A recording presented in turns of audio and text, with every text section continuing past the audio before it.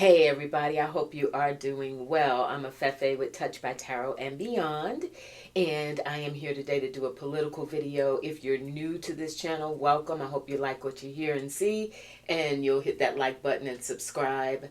I do a mix of videos. I do political videos and I also do spiritual growth videos at least twice a month.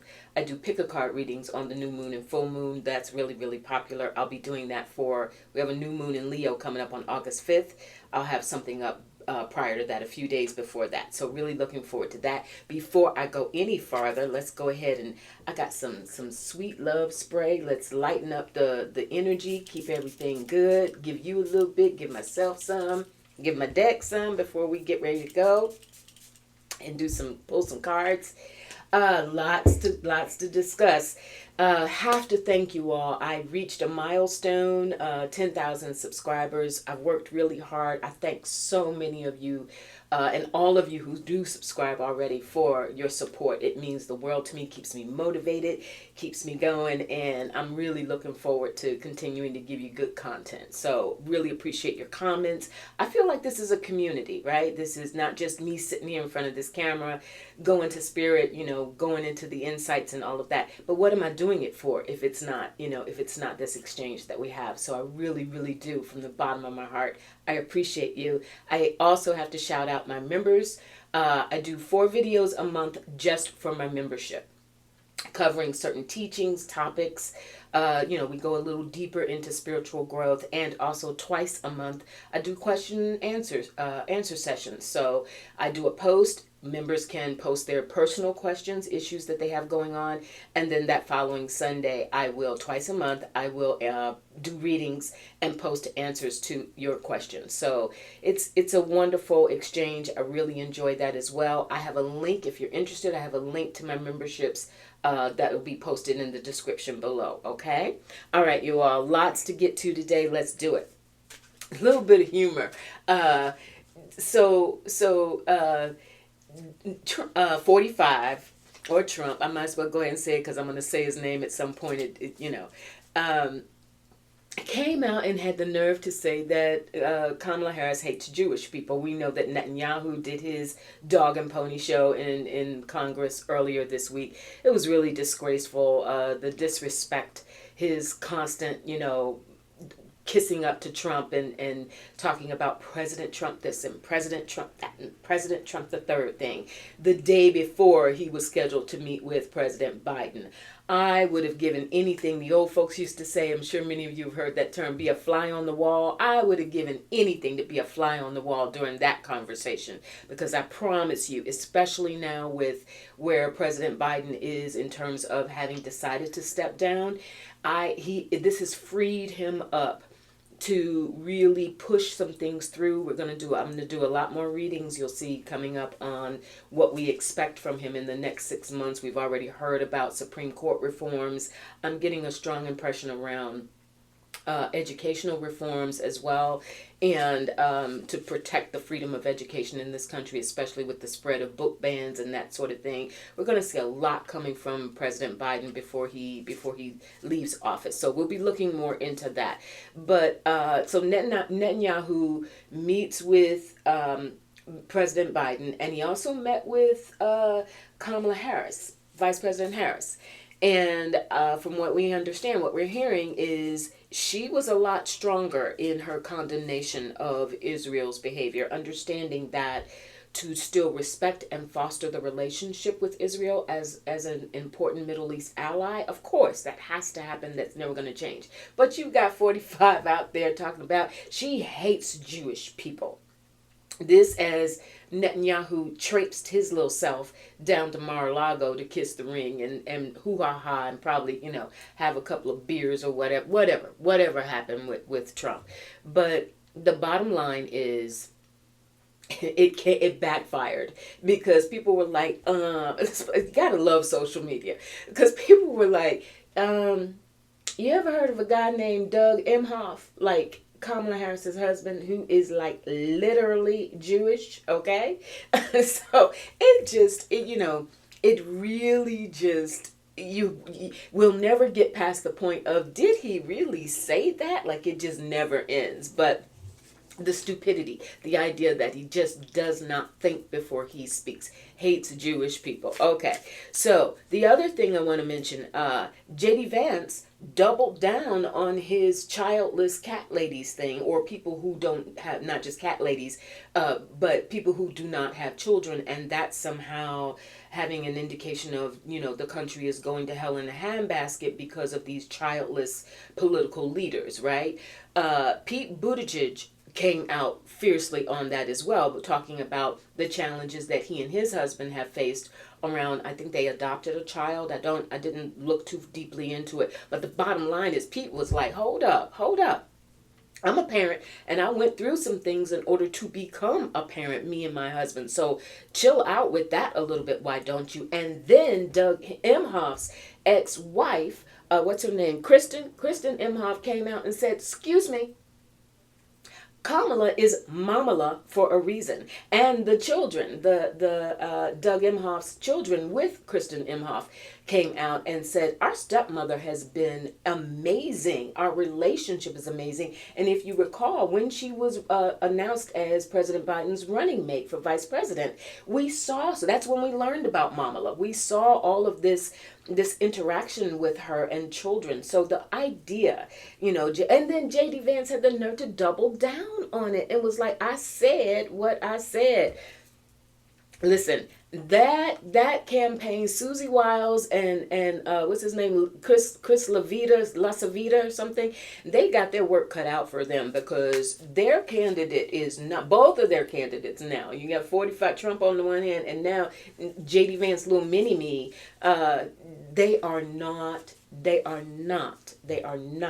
doing anything to broaden their appeal beyond that red meat MAGA, extreme MAGA base. That's their meat and potatoes, and they've been, they've got them by the chokehold. But in order to win the election, to get swing voters, independent voters, they are failing miserably. Not mad at it. All right, let's move on from that.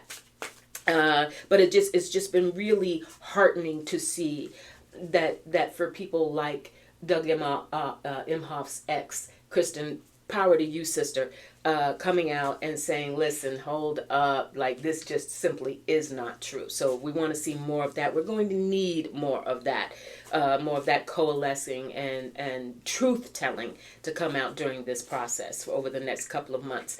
I do want to take a look at, let's go to the debates. We understand that, oh boy, Trump has also said, he was fired up about some more debates with President Biden, due to his unfortunate situation when they had that first debate. So he was fired up. They planned to do it on ABC in September. Like, yeah, I'm ready for him any day. Kamala Harris shows up and he's like, at first he tried to talk his way through it. Yeah, I'll do it anyway. And now he's like, I don't know. So will there be a future debate between Donald Trump and Kamala Harris? Will Donald Trump and Kamala Harris have a debate? Let's go to Spirit on that first. Will Kamala Harris and Donald Trump have a debate? There's Kamala right off the bat. I always pull her as the Empress. That beautiful, nurturing, loving, mothering energy is also represented by the Empress as well. And I always get this around her. Growing, fertile, able to produce, able to grow things. And she's growing a movement. She is the forefront of what has happened to breathe life back into the Democratic Party. So she shows up first. She's ready for it. She's like, anytime, any place, anywhere, name it, and I will be there. Now, Lady Justice shows up. That's also a timing element, because Justice is represented by Libra, and Libra comes into play late September into October. Spirit, does this indicate a debate between Kamala Harris and Donald Trump around Libra season? Will they debate prior to the election? Six of Pentacles. I think so.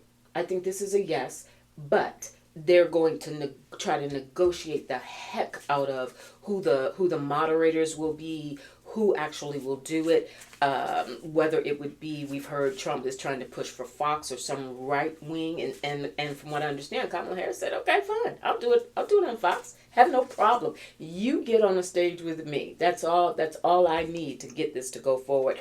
And the Four of Pentacles, he's going to stall. Rather than, I will tell you this, I feel with certainty from Spirit, rather than there having been an opportunity for a series of debates, maybe 2 or 3 more prior to November, that we will not see. He will be doing well just to squeak his way through one. And I have the Sun. I don't understand how he could punk out that badly to just not debate her. So I'm going to go with yes, they will debate. It may only come down to one, and they're going to negotiate the heck out of who, what, and where. Like all of the optics, who the commentators are, who carries it, etc., etc. But I do think there will be at least one debate between Kamala Harris and Donald Trump. Can't wait for it. Let's see. Now I want to move on. We know that crucial to the Democratic ticket right now will be Kamala Harris's choice of vice president. I want to go through a few of the leading contenders that we're hearing at this point, and Spirit is saying that they probably it's going to be among this crew. Let's say right now, Gretchen Whitmer, a lot of us, myself included, big fans of hers and very excited about that potential. But we have to also, Spirit is saying, like realistically, 2 women on a ticket would be a bridge too far at this time, you all. We've got to think, again, going to swing voters, going to that Rust Belt, and we'll get to that in a moment, which was why the other side was so excited about J.D. Vance because of this so-called, his connection to the Rust Belt and all these lies he told about, he's a hillbilly, this hillbilly elegy book that he wrote. And now people have come out and said, we were ticked off about that book, his misrepresentation of what the culture was really about, et cetera, et cetera. So, but her pick is got to be very strategic, and for that reason, I don't know that that Spirit is saying that the country really is not ready for 2 women at the helm. It would be amazing, right? It would be amazing. And Whitmer is certainly, her star is rising. We will see so much more from her. She is the co-chair of the Harris campaign. So we're going to see a lot from her. She may even get a cabinet position. I'll look more into that a little bit later. But right now, let's look for what Spirit is saying more in front of us. And let's go down the list. We got Mark Kelly, Josh Shapiro, Andy Beshear, and Pete Buttigieg. They each have extreme strengths, Spirit is saying, and we know from our exposure to them and their careers. But they also each come with certain challenges. So I'm going to lay those out a little bit. Let's look at those, and then we're going to go to Spirit and see what the likelihood is. Remembering as well that for all of us who are on here doing readings, when we go to Spirit, Spirit is in this moment with us. And so we will get tendencies, because if we didn't, then everything is just fate, and as opposed to free will. So while things may go in a certain direction, depending on the actions that those parties take that we're talking about, if they take some, if they diverge and take some really interesting action, such as, let's talk about Joe Biden. There were many readers who last year, and certainly in the beginning of this year, said Biden's going to take it all the way. Then we saw these developments take place with Joe Biden, leading up to his decision to bow out of the race, okay? That doesn't mean everybody wasn't on track.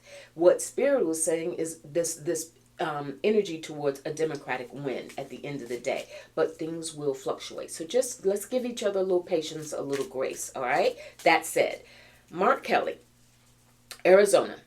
He brings this military background. He brings this, the border issues, things like that he can address. Very, very powerful presence. Very, very popular in many respects. However, from what I understand, there are some concerns with Mark Kelly over labor union issues, that he's been soft on labor, and specifically something called the PRO Act, Protecting the Right to Organize Act. So unions have got their eye on Mark Kelly. That's not to say he couldn't overcome that hurdle. He could, soften his stance and become and do what he needs to do to make inroads and be more proactive regarding labor. But that is one thing, especially because remember the UAW got right behind Joe Biden because Joe Biden got on the protest lines with them. So he had that. UAW president was on MSNBC and some other channels, I think, saying, while we certainly are happy about these developments with President Harris, they have not formally endorsed her. Bernie Sanders has also come out and said he too, let's do whatever we got to do to get across the finish line with this in November. However, Bernie Sanders is one of the heavy political hitters who has yet to formally endorse Kamala Harris for president. He came out and said, Bernie said, big, working class issues are paramount.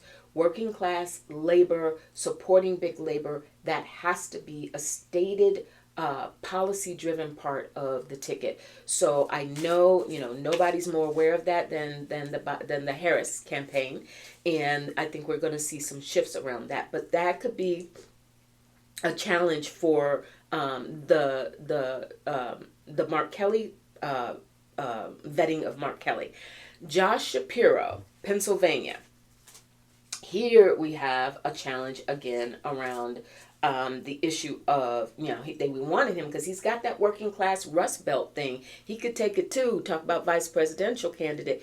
Can you see Josh Shapiro and J.D. Vance on the stage together? Ooh, I would sit up late and do what I had to do, take a 5-hour or drink a Red Bull to stay up for that one. That's going to be good if Josh Shapiro is the pick. However, Josh Shapiro has had some things to say relative to the war in Gaza and very, very pro-Israel, and there will be, which has raised some eyebrows around his support for the Palestinian people. So he would have to make some adjustments on that issue, and he needs to be prepared for that. Andy Beshear, Kentucky. He's very, he will appeal to swing voters for sure. But there may be some questions with him around just overall ability to appeal to that broad swath of more left-leaning, coming out of Kentucky, more left-leaning voters. But we'll see. But Andy Beshear is actually, I was not tuning into him initially. I was like going straight to Josh Shapiro behind Pete Buttigieg. And I'll say with Pete, incredible statesman. Oh my gosh, like just to have, 1/5 of his intelligence.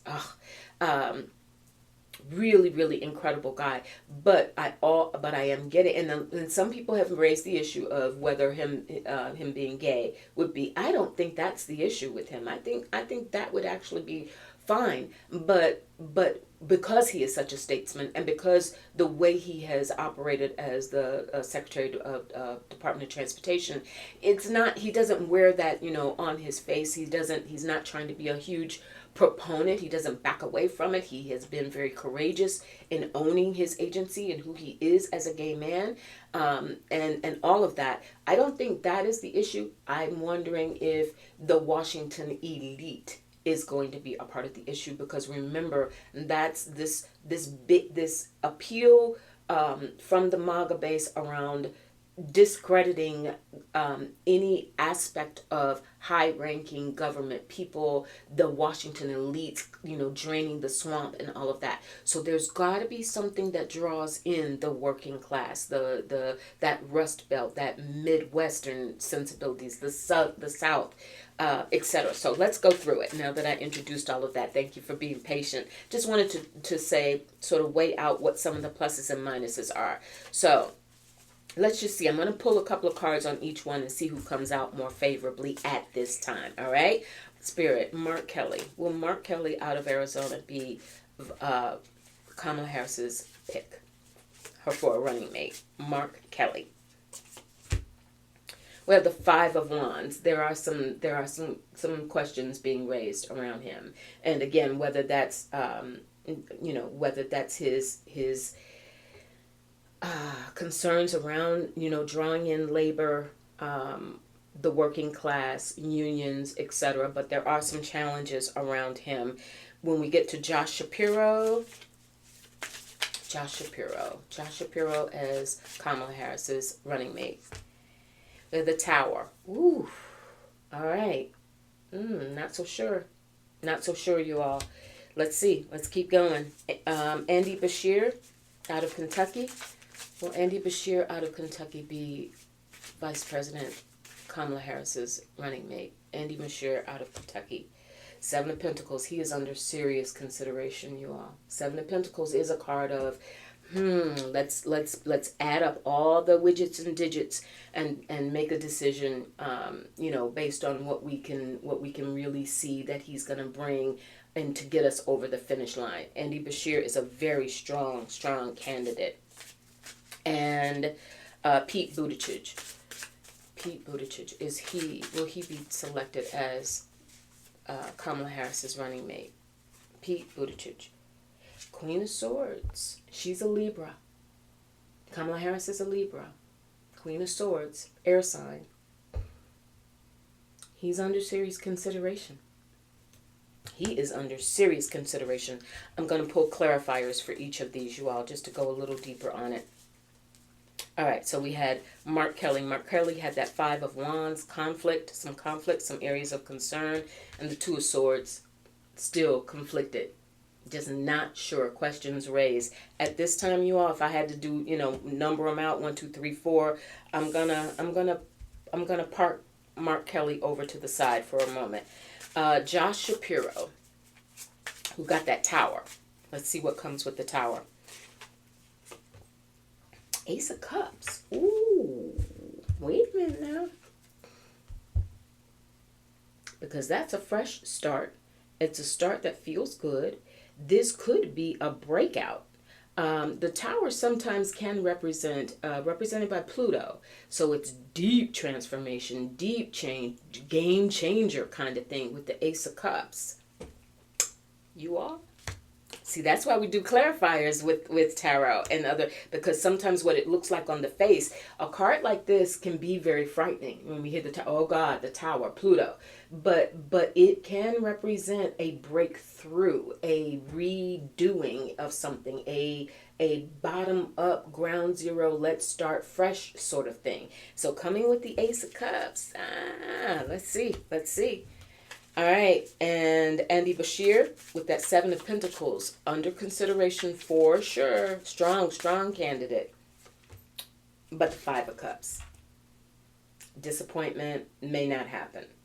All right, so with that Seven of Pentacles and that Five of Cups, sort of withdrawing, I'm gonna park Andy Beshear to the side for a moment and finally Pete Buttigieg. We had that Queen of Swords. I feel like that's representing an aspect of Kamala Harris being thoughtful, considerate, having those conversations with him. He is amazing. He is simply amazing. And the Three of Pentacles, I'll tell you what, Pete Buttigieg is going to play an important role in a Kamala Harris administration. Point blank, period. Whether he is ultimately selected as her running mate. If not, he will be given a very important cabinet position. He is going to work with her. The Three of Pentacles this could be president, vice president, and some other position. Three. It is a card of collaborative effort, a card of working together, coalescing together. So even if Pete Buttigieg is not chosen, he is going to be he's going to be given a really powerful role in a Harris administration. So as it stands right now, you all, the front runner I'm seeing from Spirit is Josh Shapiro. There are concerns around him. I just pulled the Ten of Swords and the Seven of Wands, but they'll try to, Ten of Swords, Seven of Wands, they'll try to overcome. He's got to address this this Israel-Palestine issue. That's going to be the ticket for him. He offers so many other things.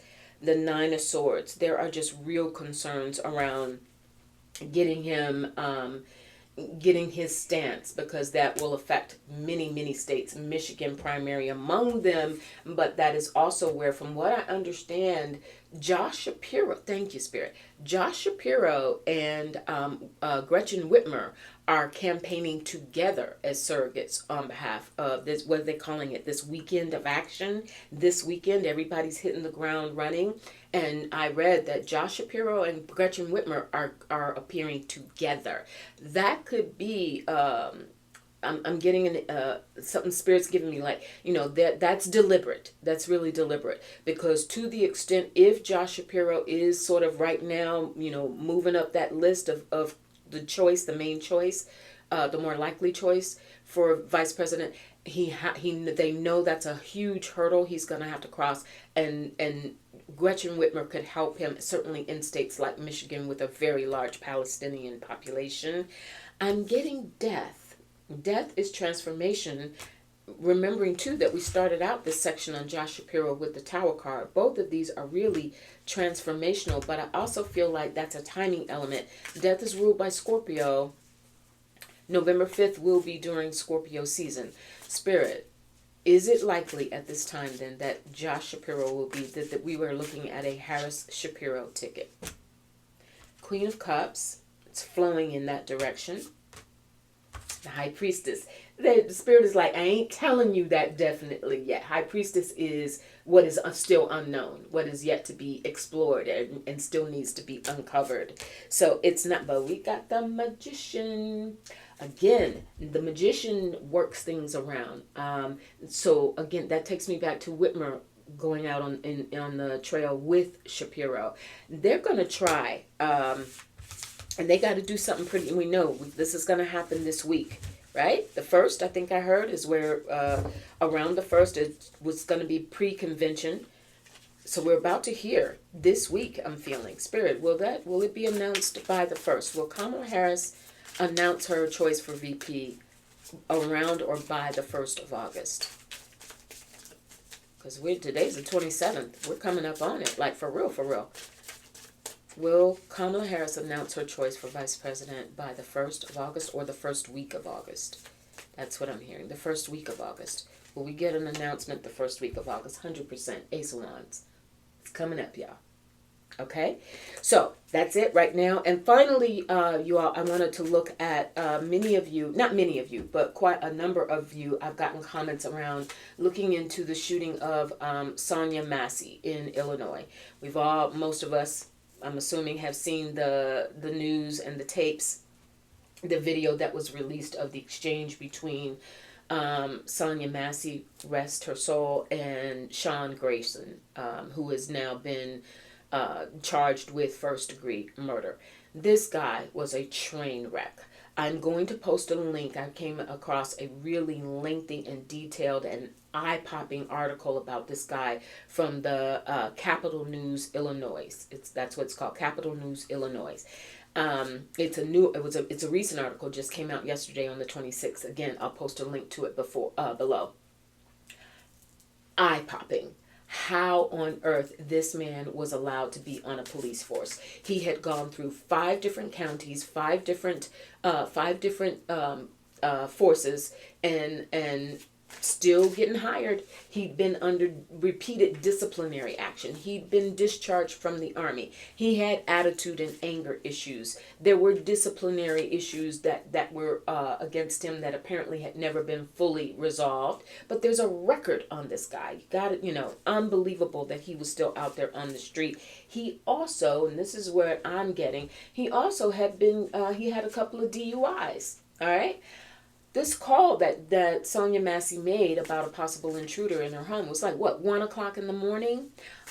His behavior on that video, he's been called, a bully. It was, so let me slow down a little bit for those of you who may not have seen it. So this woman, Sonya Massey, makes a call, says she suspects an intruder, 1 o'clock in the morning.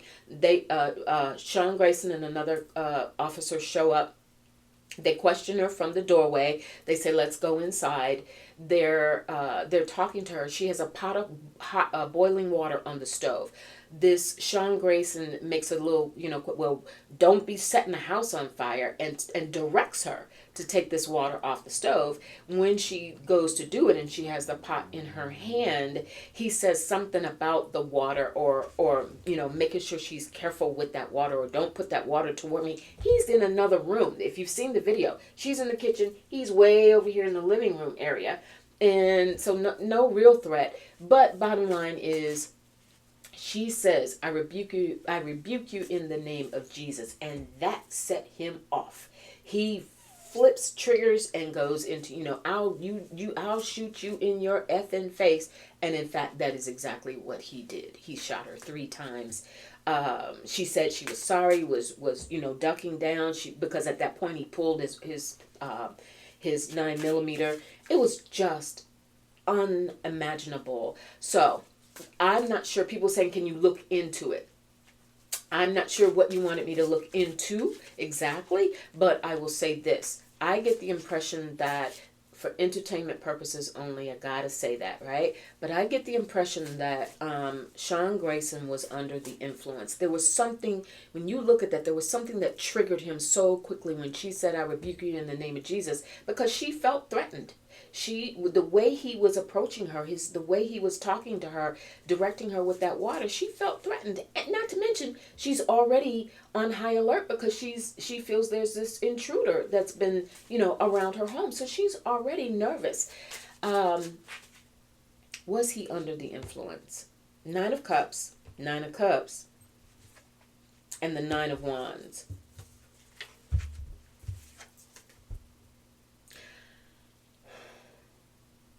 I want it a little more. I want to be a little more definitive. Was Sean Grayson under the influence when he answered that call around 1 o'clock in the morning at Sonya Massey's residence? Was he under the influence? 6 of Cups, got more cups. Cups meaning imbibing. Page of Cups. And the 10 of Wands. He'd had too much. Who knows? But I'm getting a leaning in that way. There was something in his demeanor. There was something in his attitude. It just switched too quickly.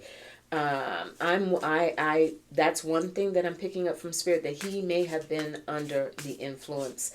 The other thing I will ask is, will he serve time? Will he be convicted? And will he go to jail? Will he serve time? Will Sean Grayson serve time? I feel like this is almost a no-brainer. How could he not? 2 of Pentacles. This is a decision that it will be made by a jury in the courts. And I also feel this is a timing element. It won't happen right away. We know how these trials go. It could be a long time. And the Hermit. Yeah. He's gone. He's gone bye-bye. He will serve time, but there's a process. There's a procedure. There's, again, when things go through the legal system. So yes, this will drag on for a while, but he is going to serve time. He's done. I also feel that 9 of Pentacles, it's going to cost them. That's what I was wondering about. Ben Crump is the attorney that's been hired by Sonya Massey's family. And I think that we're going to see some lawsuits come against that county or department, or something, or some civil action perhaps that's brought against them for the death of Sonya Massey. So this is going to go on for a while, but there will be, I feel there will be financial repercussions, and certainly this guy is going to be put away. Sean Grayson is gone. Bye-bye. All right, you all? Okay, take really good care of yourselves. Thank you so much. And as I've been saying on recent videos, especially in these politically charged times, right? We got to keep our chin up, shoulders back, and breathe deep, all right? Take good care. I'll talk to you soon. Bye.